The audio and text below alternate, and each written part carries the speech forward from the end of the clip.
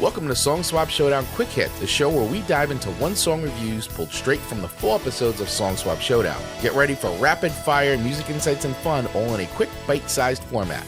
Let's rock. I feel like of all the songs, this one might be the most one-hit wonder-ish. In fact, I didn't even know that it was actually a one-hit wonder, to be honest. Interesting. And what song am I talking about? Closing Time by, is it Semisonic? Semisonic. Semisonic. See, I even screwed that up a little bit.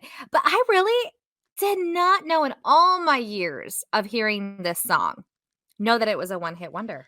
I had no idea. Yeah, Semisonic. This is another great example of a band that was around for a little bit, and they're still, as far as I know, they're still actually pretty active. And they had other songs, but this was the song that just, for when it came out, it was everywhere. I mean, this was released in 1998, charted number 11 in the United States and number 25 in the UK, and just was and still to this day, yes, you pretty much can't go to a bar in America and probably some places in the world. This song is still played, usually at the end of the night. Somebody plays it, and some cover band will play it. Closing Time. It's one of these songs that it just, was a one-hit wonder in the sense that it's the band's biggest breakout hit. And, we've dissected what it takes to have a hit before. And I think this is one of those examples that it hit that right check mark, that it had a very specific reason to play it at a certain time. Kind of like some songs just go to sporting events really well. Some go to weddings really well, just that type of stuff. So when you digest this and kind of listen to it, it does hit that one hit wonder mark, big hit mark. I'm saddened that they couldn't ever duplicate the success of this, though, for that band. Yeah, but you know what? I will say, though, that once again, they've had a really good career. And for them, once again, too, when you write a one-hit wonder, too, a lot of times, the financial rewards of having that song really do keep things going. And that's so true. For them, with this song, I mean, beyond being that it charted, it's been in movies, TV shows. This song has a really nice licensing rights life. And that's where you make the big money as far as a music publisher goes. So whoever owns a music publishing rights, hopefully the band does, because you really want to hope that they do. And this was in Friends, for crying out loud. So, I mean, that alone, no kidding. The licensing rights and that. So I'm hoping that at the end of the day, that a song that was, as he puts it, was written in 20 minutes. That's fascinating to me. To, hopefully create some really nice financial stability for him or the other members of the band. I don't know what their agreement's like, but that's the other thing with a one-hit wonder is that, a lot of times they can live off of that's all they needed. Song. Like, what is it? The Archies, Sugar, Sugar. Yeah, I mean, what is that? True. So 50 years old. It's they're still living off the royalties of Sugar, Sugar.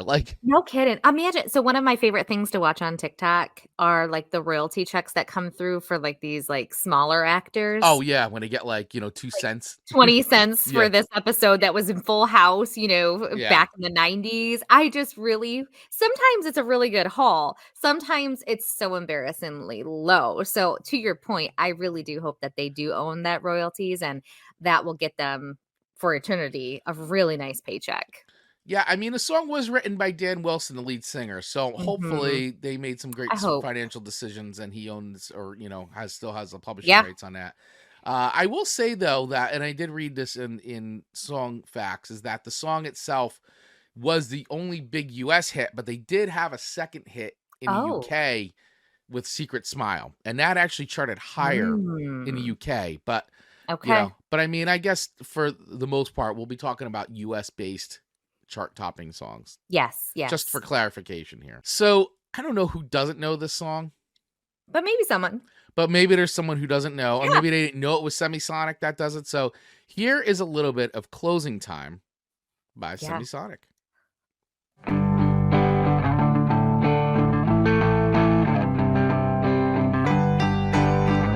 love the piano in this song.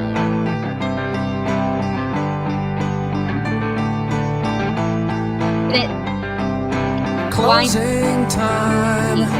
Open all the doors and let you out Closing time. Turn all of the lights on over every boy and every girl. Closing time. One last call for alcohol, so finish your whiskey or beer. Closing time. You don't have to go home, but you can't stay here. Best line. Yep. I know who I want to take me home. I know who I want to take me home.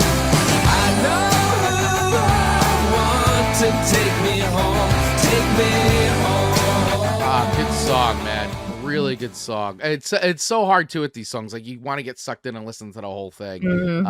But once again, disclaimer here, everybody. We have listened to these whole songs over and over again, even with these songs we've heard. But I know sometimes we get in the comments, how come you guys don't play the whole song? How can you guys rate a song you haven't listened to? We have listened to the whole song. Okay. It's closing time. Where do we rate this? I mean, it definitely is that one-hit wonder, now that I know. Yeah. I think so many people had heard it, which definitely makes it in that one-hit wonder lane. So and you know what I liked about it is he had said part of it is the song was about like pregnancy and the birth of his daughter. Yeah, absolutely. Which I thought was a really cool, like, metaphor kind of. And I didn't know that song. either until I read that on songfacts.com. That was really, really neat. Everybody thinks that that's the literal meaning, but it's actually this whole thing about his child being born and coming into the world. And he said even the line, every new beginning comes with some other beginning's end, sounds like it could be a Zen proverb or part of a famous poem, but it's an original line. In an interview with Dan Wilson on Songfacts, he said the phrase does have a kind of timeless proverbial vibe about it. Does seem to be literally tattooed on people's arms and reprinted in thousands of places, and it's been falsely attributed to ancient Roman philosophers, actually. So I guess there's definitely something about it. It's been useful to people. I can only be grateful for that. Absolutely. It is a very powerful line. So I actually really like this song. I don't want to listen to it over and over, so it's definitely not an eternity playlist. But for the point of this show, I'm giving this a 4.5. I think it hits all of the check marks for one-hit wonders. 4.5. All right. So definitely not, it's not skippable. It's a play. Yep. I feel it when I hear it. You feel it. I feel it. Yeah. All right. 4.5 for Semisonic's closing time from Amanda. That girl's sharp. What do you guys think? Do you agree with the Amanda's assessment? Is Semisonic a 4.5 record song? Would you play it? Would you pass it? Would you skip it? Let us know. Want to hear from you. I like that rating. I accept it. Thank you.